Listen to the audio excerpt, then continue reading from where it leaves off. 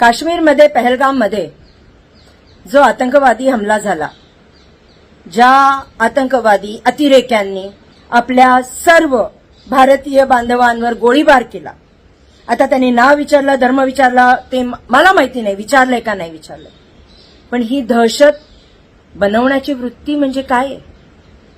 दहशतवाद्याला जात आणि धर्म नसतो तर मग काय असतो? जात नसतो, धर्म नसतो तर मग काय असतं ते तरी आम्हाला सांगा ना.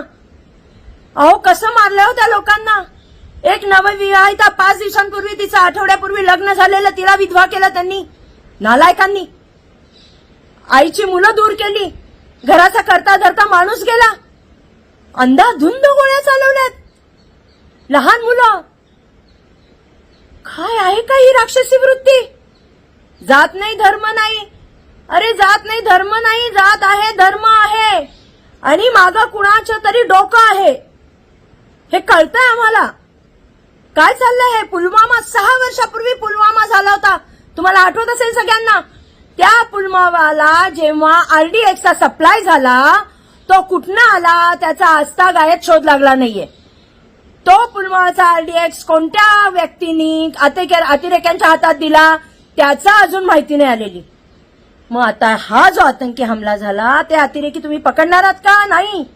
10 मिनिटं म्हणजे सुरक्षा कुठे गाफील होती? कुठे गेले होते सुरक्षा रक्षक? कुठेही जवान नव्हते. का नव्हते? कमांडो का नव्हती तिथे? जेव्हा 2 ते 2.5 हजार भारतीय तिथे जमा आहेत, त्या पर्यटन स्थळावर हे सगळे 2-2.5 हजार भारतीय पर्यटक असताना सुरक्षा नाही का? म्हणजे काय डोक्यात काय चाललंय काय? सुरक्षा का नव्हती? सुरक्षा काढून घेण्याचं कारण का? 10 मिनिटानंतर 10 मिनिटात त्यांनी 28 बळी घेतले. 28 लोकांना अक्षरशः क्रूरतेने मारलं. म्हणजे एक जण मेला होता तर त्याच्यावर पुन्हा 3दा फायरिंग केलं. एवढी दुष्टता, एवढी क्रूरता. आणि पोलीस किंवा यंत्रणा, सुरक्षा रक्षक, कमांडोज हे 10 मिनिटांनी तिथे पोहोचतायत वरती खालती, जे कुठं पोहोचायचंय तिथे, आणि त्याच्यानंतर त्यांना काही सापडतच नाही. अतिरेकी फरार. आता मी न्यूज चॅनल एका ठिकाणी पाहिलं की अतिरेक्यांना मारायला सुरुवात. ते अतिरेकी नव्हे, काल रात्री घुसपैठीमध्ये जो अतिरेकी घुसत होता त्याला तुम्ही मारलं. या लोकांनी ज्यांना मारलंय त्या अतिरेक्यांना तुम्ही अजून पकडलेलं नाहीये.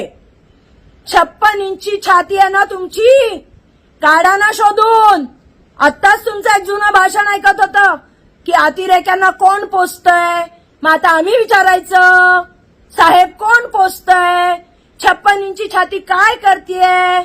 सांगा ना आम्हाला की 56 इंची छाती जी आहे ती काय करतीये. मला एकच विचारावंसं वाटतं की तुम्ही जे आज खुर्ची आणि ज्या सत्तेमध्ये आलायत ते हिंदुत्वावर आलायत, हिंदूंच्या संरक्षणासाठी आलायत. मग करा ना संरक्षण त्यांचं, करा ना काहीतरी कारवाई आहे. आणा त्या अतिरेक्यांना पकडून. फाशी नका देऊ, फाशी नका देऊ.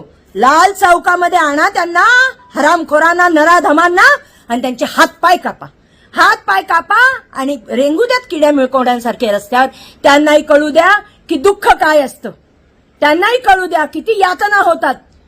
तुम्ही आमचे नातेवाईक मारता ना, तुमचे अवयव गेल्यानंतर तुमच्या काय कुठली तुम्ही गन पकडणार आणि कुणाला मारणार कळू द्यात ना. 56 इंची छाती आहे ना, करा ना कारवाई. अमित शहाजी आज तुम्ही तिथं जाताय, सगळं बघताय, फायदा नाही हो. मोदीजी जाणार होते, त्यांनी दौरा रद्द केला. कारण काय मला माहिती नाही, पण दौरा रद्द झाला मोदी साहेबांचा. सुरक्षा तिथली काढून घेतल्या गेली. कुठेतरी मनात पाल चुकचुकते ना, चुकचुकते हो पाल. का झालं हे? पुलवामा एका निवडणुकीच्या आधी, पुढच्या निवडणुकीच्या आधी हे कुठंतरी पाणी मुरते असं लोकांना वाटतं, जनतेला वाटतं. आमच्या सुरक्षेची जबाबदारी पूर्ण 56 इंच. मग 56 इंच सुकडून गेली का? सांगा ना. खुर्ची आणि सत्तेची आली मस्ती आणि इथे मरण झालं स्वस्त. बरोबरच बोलतेय ना मी. वाईट वाटेल खूप लोकांना, खूप लोकांना वाईट वाटेल. मी असं का बोलतेय?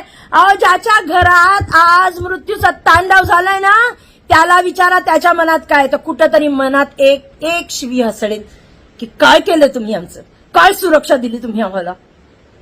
ती पोरगी जेव्हा तिचा नवरा गेला, त्याच्या बाजूला बसून होती, तो फोटो पाहिला की पोटात गलबलतो, मी एक आई आहे. तुम्हाला नाही वाटत का हो काही? 56 इंच की छाती, 56 इंच छातीचं काय करायचं आम्ही?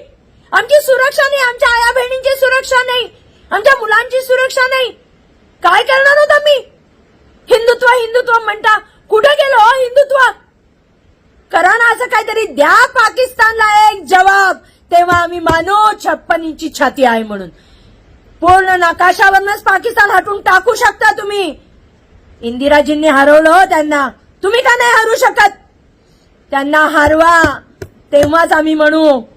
अमित शहाजी, देवेंद्र फडणवीसजी आणि मोदीजी आणि माझे जे आपले गृहमंत्री आहेत आमचे राजनाथ सिंगजी, तुम्हाला मी हात जोडून विनंती करते, आमच्या देशाच्या नागरिकांना वाचवा, आमच्या भारतीयांना वाचवा आणि हा आतंकवाद संपवा.